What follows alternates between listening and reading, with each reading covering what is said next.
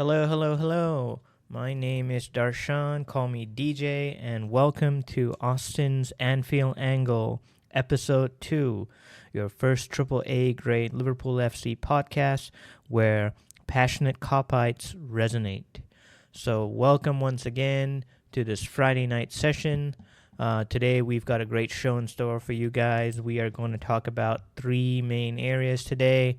First and foremost, we're going to start off with the game that recently passed last weekend, which was Liverpool against Chelsea FC, the one where Liverpool beat them by 2-1.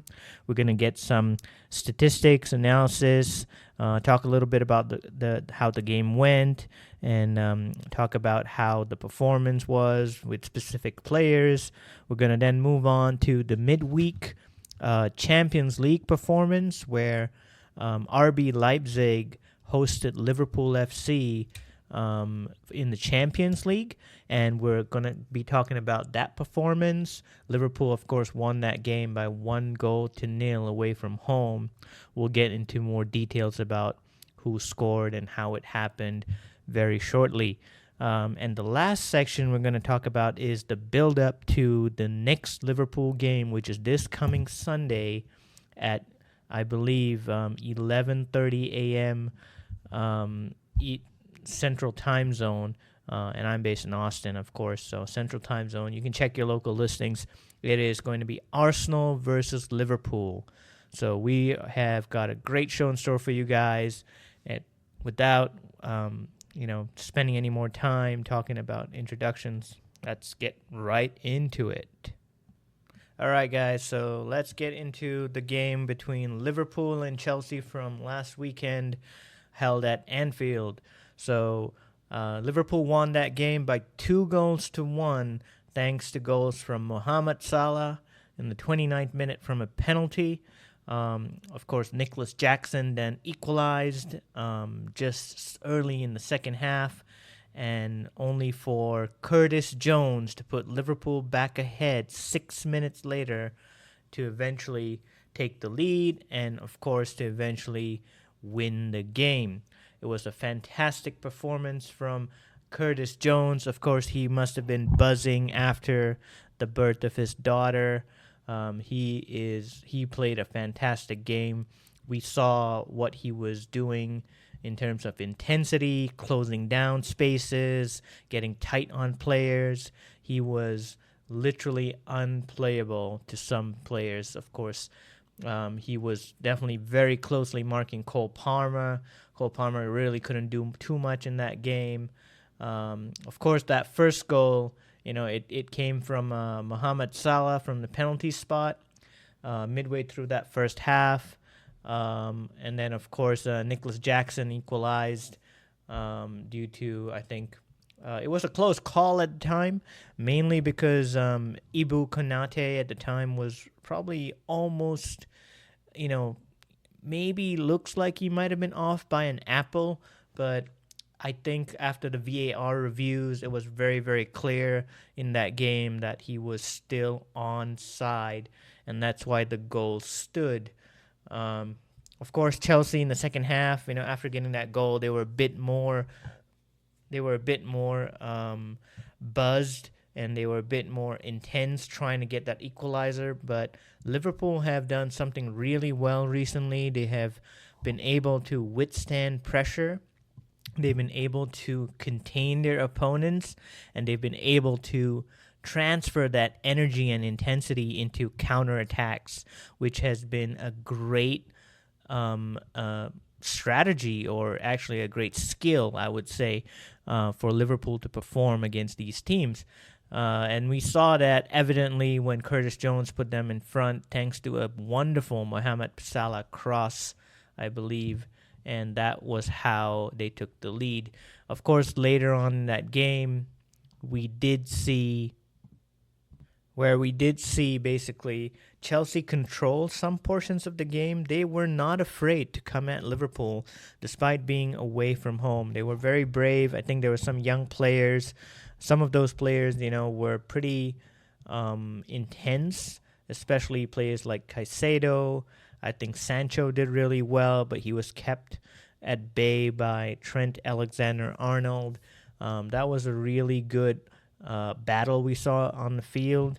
Of course, I think, end of the day, one of the star mentions has to be Coleman Kelleher, who stepped in for Alisson Becker, who's injured. And my God, I mean, if you have a second choice goalkeeper who is that good, the fact that we didn't really feel that we missed Alisson, I am just wow. That impact that young boy has as a goalkeeper. He's been Alisson's understudy for so long. He performed so well. He was brave. He came and caught crosses. He was demanding in the box. He was giving instructions to his defenders like Van Dijk and Konate and Alexander-Arnold. It was a fantastic performance from Coleman Kelleher. Of course, while he did provide some very critical saves for us and helped us keep the goal at just helped us only keep one goal being conceded, I think Curtis Jones deserves a special mention. Curtis Jones, he was awarded the man of the match for that performance. He was probably all over the place. He played about 81 minutes before he was eventually taken out. He had a 90.2% success rate for passes. 24% of those were forward and 22% of those were back. Most of the time he was on the right side, and that's why 41% of those were on the right half of the field. He had 2 shots in the box, and of course one of it was eventually turned into goal. He did really, really well, and he was absolutely buzzing. So Curtis Jones, well done, and definitely a very, very big performance to make a statement that Arne Slot, this guy means business. He wants to be part of this team, and he is a Scouser, so he will give everything he's got to be part of Liverpool's success. So that was definitely something very, very impressive from him. Moving on, just some other information from the game.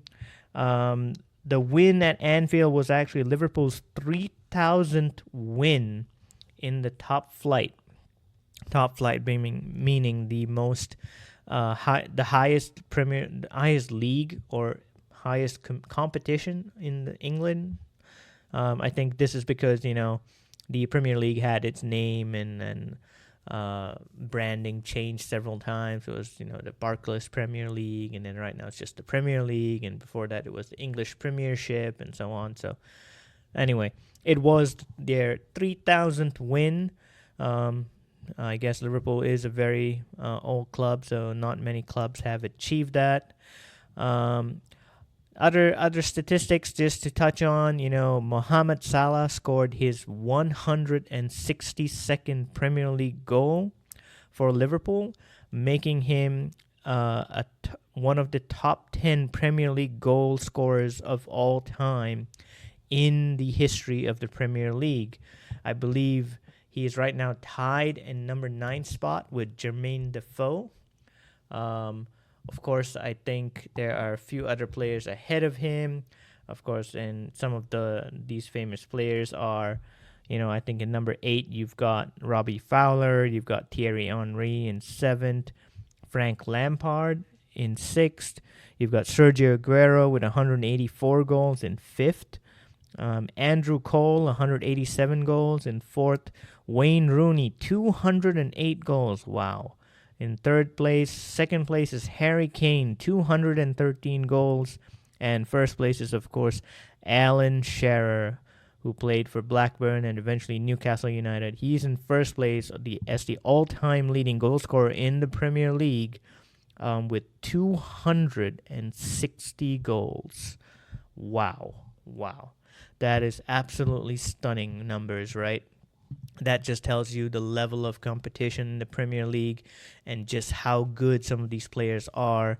It really is, fantastic statistics to look at.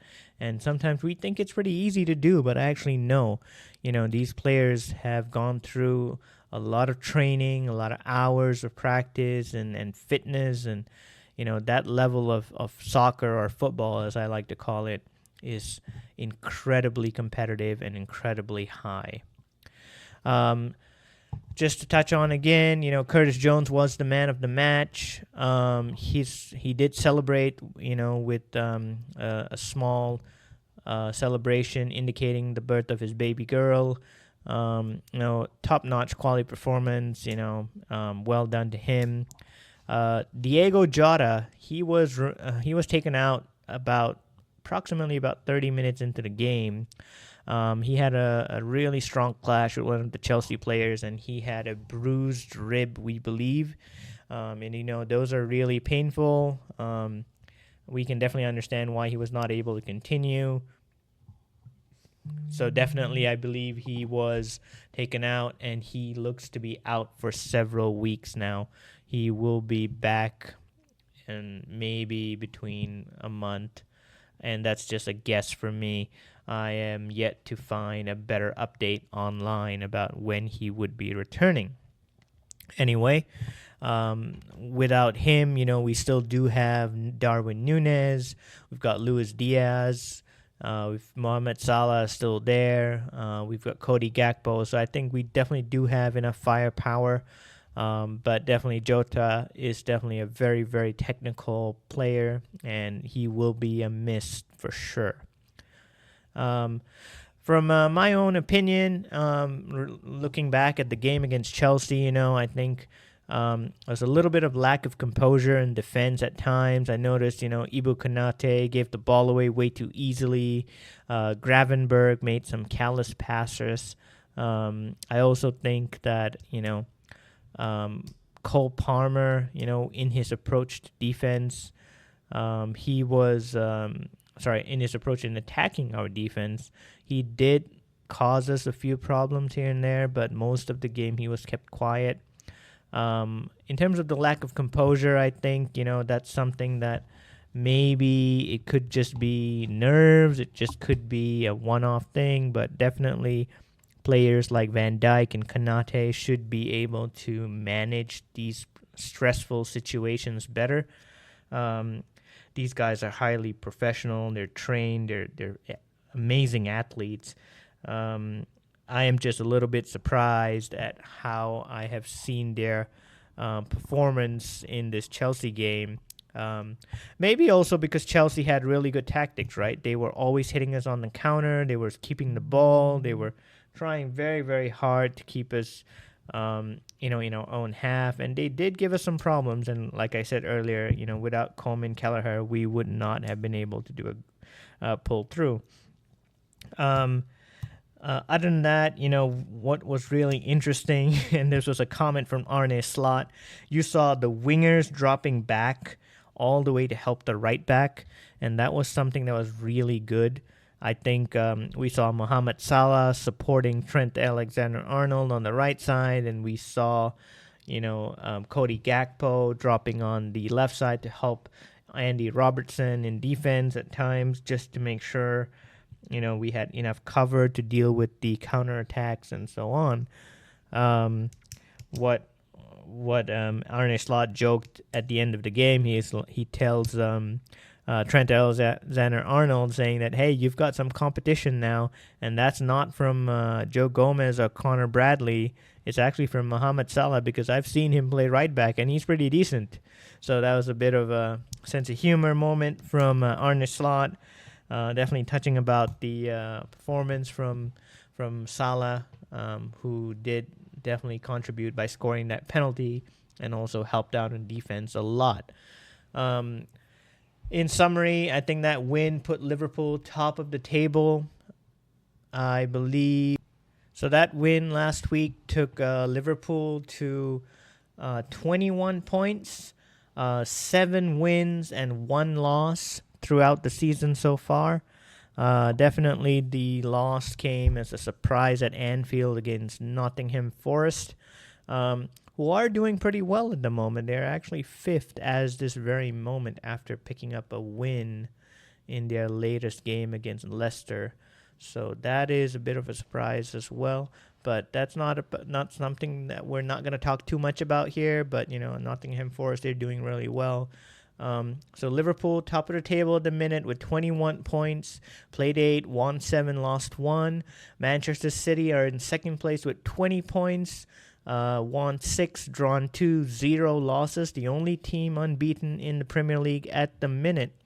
And of course, in third place is Arsenal with 17 points. Of course, Arsenal suffered that shock loss last week to Bournemouth by 2-0. I think, and that was definitely a bit of a surprise for most people. But I think as a Liverpool fan, I am actually quite pleased about the result. And of course, we play Arsenal this coming week, so hopefully, they are struggling a little bit, with injuries and suspensions and so on. But we'll get into that section later, talking about Arsenal and the Liverpool game this coming Sunday. Moving on to our next topic for the day, we're going to be talking about the Champions League game between RB Leipzig and Liverpool that happened on Wednesday, which was, I believe it was probably a 2 p.m. kickoff in Central Time Zone in the U.S. here. You may have caught it on your local listings, but that game was basically the third Champions League game for the season so far for Liverpool, and Liverpool won the game by 1-0 thanks to a Darwin Núñez goal. So we'll get right into the details of that game right now. So as we were saying, it was that 1-0 win against RB Leipzig this week in the Champions League.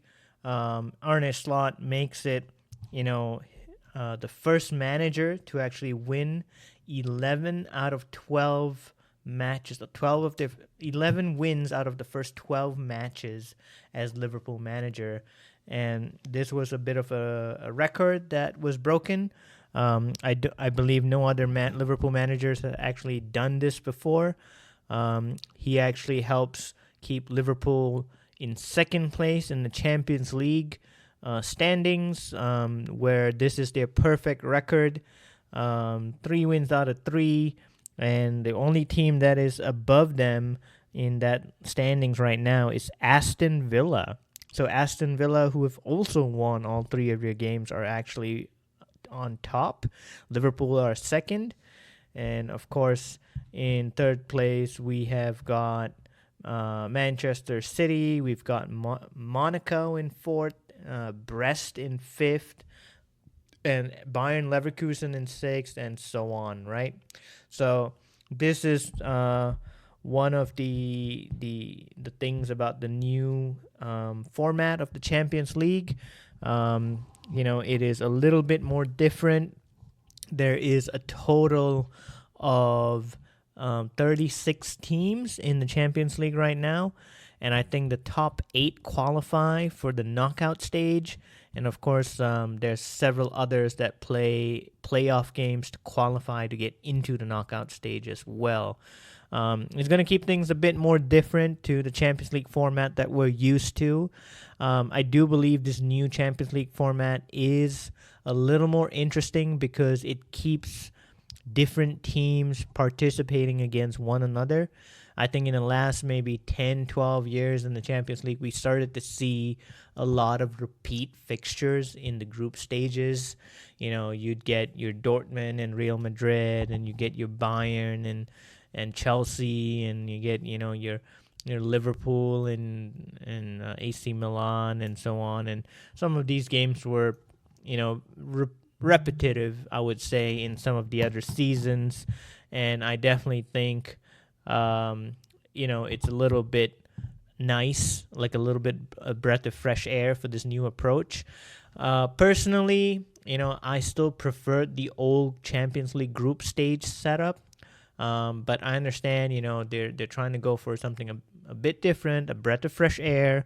They want to get more people, watching games. There's more opportunity for smaller teams to play bigger teams. There's more opportunity for smaller teams to qualify to the knockout stages. And that is, always going to be good and keep things interesting. Anyway, back to the Liverpool game against Leipzig. So yes, Liverpool. This is the first time ever a Liverpool manager has won 11 out of 12 games, and that is a great statistic. We're heading in the right direction. The other statistic that was interesting was it's the first time that Liverpool have won 6 away games in a season in a row. And that is something a little bit surprising because Liverpool have always been a very, very successful club over the years. But now just thinking about it, they did not win consecutively for 6 games. It's a little bit of a surprise, But I do think, with the quality and the level of competitiveness in the Premier League, it is a little bit challenging to do that. You do pull off a few draws, especially away from home. We all talk about those cold away days in Stoke, or in Sunderland or something like that. It's very, very hard to win those games. But definitely, that is a great statistic to hear. RB Leipzig are, not a team that you can just walk over. They're really strong in the Bundesliga. They have about 17 points from the total of 7 games so far, I believe they've played. So they're a strong team. They're a strong, energetic team. They always pass the ball around, keep possession. They're not afraid to have a go at their opponents. They've got some pretty good players in their team as well. I think Gulaski was actually a Liverpool player for some time. You have Xavi Simons, who is a great young attacking midfielder. You got players like Haidara, Nusa, and of course you've got Orban, who's the captain, I believe. These guys are all really, really strong players. Really good attack-minded team. But once again in this game, it was Darwin Núñez who got us the winner. Darwin Núñez scored, I believe it must have been in the 27th minute. I think it was a tap-in from a Salah pass or Salah shot, really. Salah header, actually. It looks to be heading in anyway, but I think Darwin just made sure of it. Eventually, I think it doesn't matter how it goes in, the fact that as long as it does go in, right? I mean, all of us are more interested in about making the goals count rather than how the goals count, right? So, yes, and of course, once again, I touched on this a little bit earlier, with, Liverpool were under pressure, during the Chelsea game. There were some moments when they were really under pressure and looked a little bit nervous in defense. This again, once again, this was the same thing we saw in Leipzig. There was a very strong spell where Liverpool, I would say, maybe dominated for close to 70 minutes of the game. But the last 15, 20 minutes of the game, Leipzig really came hard at them. They pushed Liverpool all the way. And, there were some moments when we really need Kelleher to make some big saves against Xavi Simons and a few other players. And, of course, that having been said earlier, with Alisson being out, we have Kelleher as a backup who has done significantly well, despite being only an understudy to Alisson. I definitely think he's ready to be a starting 11 goalkeeper. Of course, I would still pick Alisson over him because of the experience, but Kelleher has saved our butt so many times, really. I already touched about, the Champions League format. So Liverpool are currently Liverpool are currently second behind Aston Villa with 9 points. The only 2 teams to have a 100% record in the Champions League at the minute. There is, I think Liverpool would only need 1 more point to qualify for the playoffs. But of course, we don't want to just get the playoffs, right? We want to be in a more advanced position. So I believe if you achieve 15 points you would automatically qualify for the top 8 positions and would make it into the knockout stage. I'm still very unfamiliar with the details of this format. I will have to do a little more research about it, but from what I've read, I believe 15 points guarantees you a top 8 finish. Of course, with some assumptions, with goal differences and so on. And 15 points takes you directly into the knockout stage. So definitely Liverpool will be looking into, getting into the knockout stage. So I believe they have, I'm not sure how many games they have left, but, 9 points at the minute. And then I think 2 wins from the remaining 5 games doesn't sound too hard. Maybe it could be pretty simple and relative, but, I don't want to make assumptions. Liverpool, they've done really well to date, but they've been a little lucky at times in defense and with the goalkeeper saving their butts and with lesser injuries. So fingers crossed, and I'm hoping that they can actually pull this off. Okay, so moving on. Next, we've got the pre-game discussion about Arsenal versus Liverpool this coming weekend in the Premier League. So while Liverpool have done really well to date, we definitely have come across 1 or 2 tough opponents. I want to say Manchester United and Chelsea, but both teams have been a bit of a rebuild phase, so I'm not going to take too much joy in those wins. I definitely think we need we definitely have these bigger teams like Arsenal and Manchester City who are title contenders. These are the guys that are going to try and win the title by the end of the season. Having said that, Liverpool would definitely need to beat Arsenal to prove to themselves and to the rest of the people in the Premier League that they are, in fact, in as title contenders. This game will not be an easy game. I believe it is a Sunday 11:30 a.m. kickoff Central Time Zone here in Austin, Texas. It will be Arsenal playing at home at the Emirates, where we do know they are very, very strong. And Liverpool in the last couple of seasons, they have not really beaten them, It's Arsenal have been a bit on the uprise, and Liverpool with Klopp and, all the struggle with energy and fatigue and fitness and injuries. Liverpool haven't really beaten Arsenal in the last couple of seasons at the Emirates. Regardless, I do feel confident. Currently we're top of the table. Arsenal are third, I believe. They did lose their last Premier League game, but that actually doesn't really help us. And mainly I'm saying that is because, when any team loses a game, the first thing you're going to be looking at is bouncing back, right? So Mikel Arteta's side, they lost ground last weekend, 2-0 defeat to Bournemouth. And William Saliba, is red carded. He's suspended, so he's definitely, going to be a huge miss.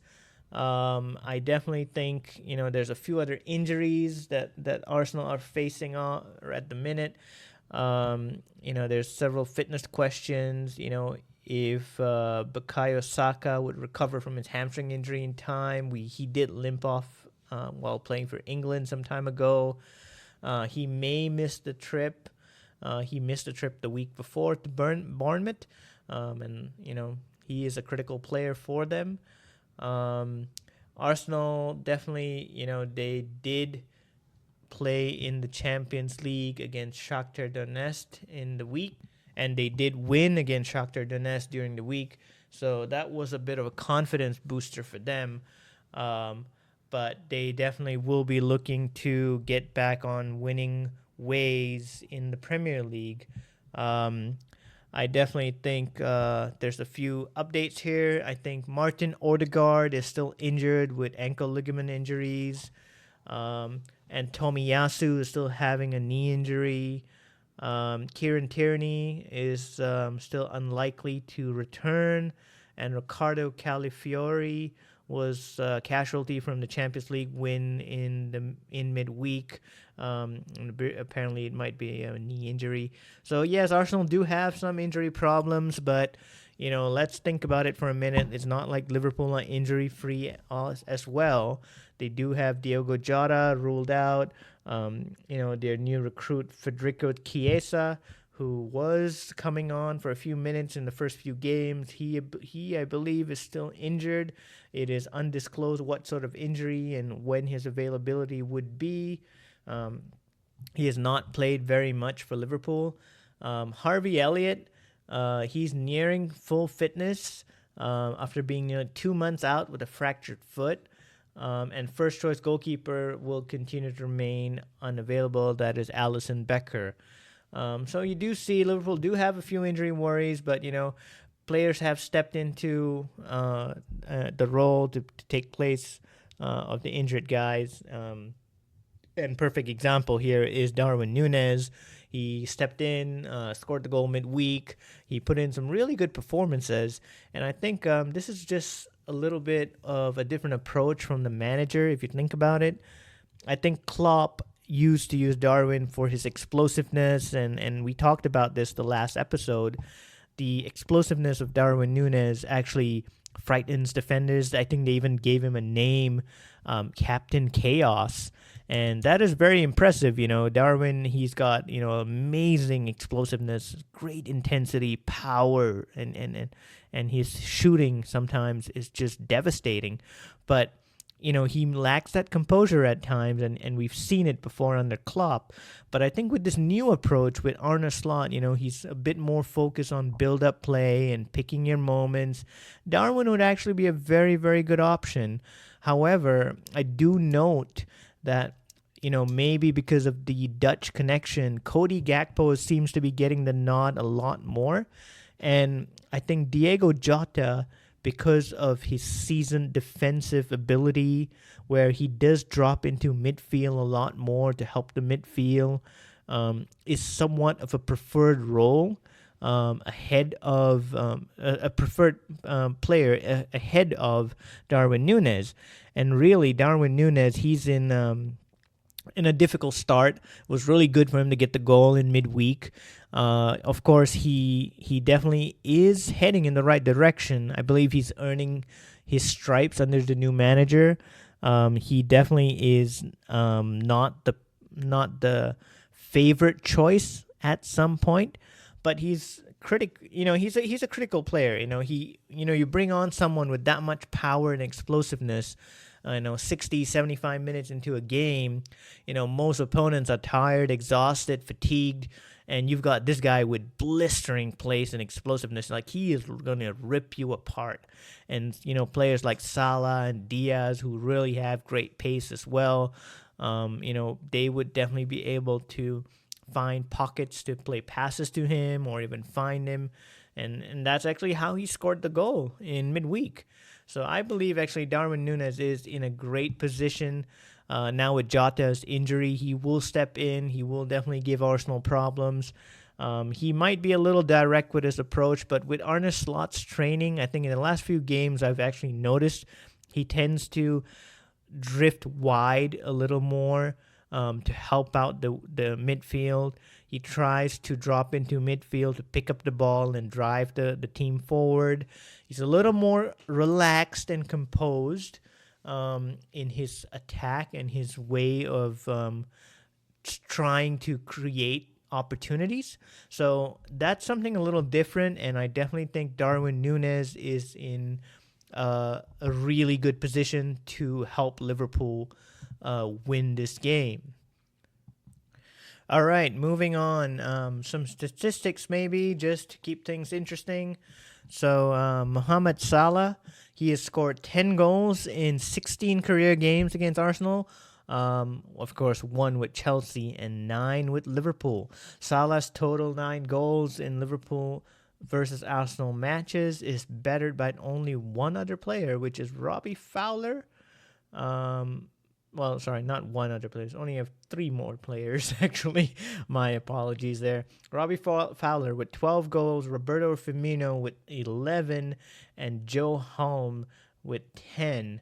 The only players with more career Premier League goals against Arsenal than Salah's 10 are Harry Kane with 14, Wayne Rooney 12, Firmino, we just talked about him, 11, and Jamie Vardy 11. So I think Salah, you're on track to break another record this weekend, right? So that's going to be something I'm putting some money on for sure. Salah to score against Arsenal this weekend. Fingers crossed, right? All right. Other than that, Liverpool have just conceded 3 goals in the Premier League this season, half as many as the division's next best defense.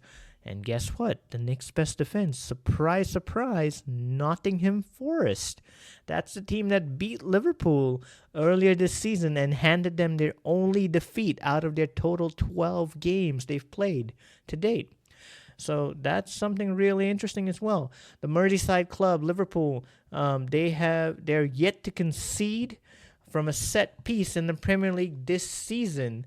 Of course, they're not the only team doing this. Even Brentford have not conceded from a set piece, which is very, very impressive. I think during Klopp's time, Liverpool had always given the ball away and conceded during corners and free kicks around the penalty box. And maybe because, the defenders at the time were not dealing with the first ball as well. Of course, you've got great players like Van Dijk who should be winning that first ball. But, sometimes you've had other players step in like Joe Gomez and Matip and whoever it may have been at the time. It has always given them a little bit of a challenge. However, this time, Liverpool have won 61.1% of their aerial duels in the Premier League. This is by far the best percentage by a team in the 2024-2025 season. So Slot's team are definitely on pace to be the most dominant team in the air since Stoke City in the 2013-2014 season, where they were at 60.9% aerial duels won. Wow. So definitely I think Arne Slot has changed up something in defense. He has definitely changed the focus of where he uses really strong and tall defenders, where Ibu Konate and Van Dijk are both really big and strong to play in central defense. You definitely see Trent Alexander-Arnold, who used to be a player that would advance into the right wing and put crosses in and drift into midfield, but you see now he's actually more on the right back defensive position. He definitely does advance forward, but it was not as frequently as we used to see during the Jurgen Klopp era. And one of the main reasons, I believe, is because of this different approach from Arne Slot. The composed passing build-up and, not the high-intensity, heavy metal football that we have been seeing from Jurgen Klopp. Of course, during the Jurgen Klopp era, I noticed Trent Alexander-Arnold was used as a scapegoat quite many times because of his being young and the fact that he would push up front and being in an attacking position. He won't be able to drop back in time. And of course, all these factors played a role in why he would be used as an scapegoat, because many times players would take him on and he wouldn't be able to get back in time and cover for the defensive role to prevent crosses from coming in or players from taking him on.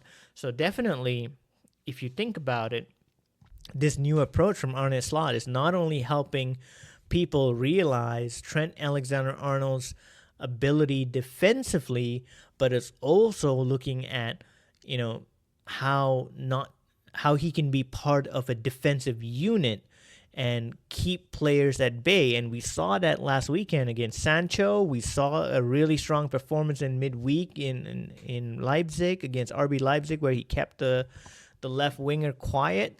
And of course, we're hoping to see it this weekend too against Arsenal. Of course, Arsenal will pose a completely different threat, but definitely I am very, very positive about the way Trent Alexander-Arnold has been performing. He's still making those advanced runs and contributing to attacks, but it's a lot more mellow to what it used to be during the Jurgen Klopp era. All right, so moving on to the next statistic is the red cards. Arsenal, for some reason, they have been in the team of receiving red cards. Mikel Arteta's side have actually a record of 5 wins, 3 draws, and 4 losses in their last 12 games. They played without Saliba in all of those 12 games. And of course, that includes a 2-2 draw with Liverpool in April 2023. From one of the other statistics I've been reading online, and I don't have it in front of me right now, but it was discussed that Mikel Arteta's side have received a total of 18 red cards since he has come into the management role at Arsenal, and I'm not sure if that's because of the intensity he puts the players through, or if that's actually because of the stress that he places on the players and the demand for winning every game and going hard on every challenge. Players are actually going more aggressive, and I think there's too many sending offs and bookings, and it's maybe something Mikel might want to reconsider. These red cards are hurting Arsenal for sure. But anyway, that's an Arsenal problem, and over here we're talking about Liverpool. So if he gets a red card and he gets his players red carded, and it ends up being an advantage to us, why not? We'll take it, right? Anything to see Liverpool move forward. So the last statistic I'm going to touch on is Arsenal are creating an average of 2 fewer chances per game in the Premier League this season at approximately 11.5, which is what they're doing this season than they did in the 2023-2024 season when they were title contenders at 13.5. They have seen their average possession drop from a 58.1% last season to a 49.4%. So that is something interesting as well. Of course, if you don't have the ball as much, you can't really create chances and score goals. So that is something that makes quite simple sense for me.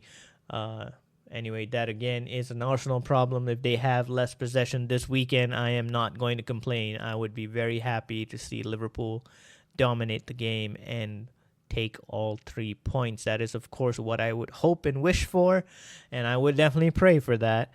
I definitely will believe that Arsenal are not a team to be written off. Like I said earlier in the talk show, they are trying to come back from a defeat last Premier League game against Bournemouth.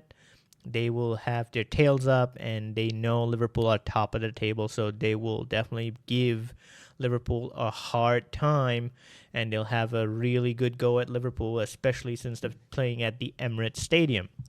So that is definitely a game to look for on Sunday, and I will definitely be tuning in to watch it 11:30 a.m. Central Time Zone in the U.S., in Austin, Texas. Check your local listings. You don't want to miss that game for sure. The other thing, just to touch on before we head into the game on Sunday, some key player battles to look at. Definitely Declan Rice against Ryan Gravenberch. Both players are heavyweights in center midfield. Will definitely play a pivotal role in this Sunday heavyweight clash. Declan Rice definitely not hit his top form as what he used to be last season, and definitely without the security of William Saliba and defense behind him, and the typical Arsenal midfield where you have Saka on the wing and the usual players that would press and do all the running around him. He is definitely not in the best form.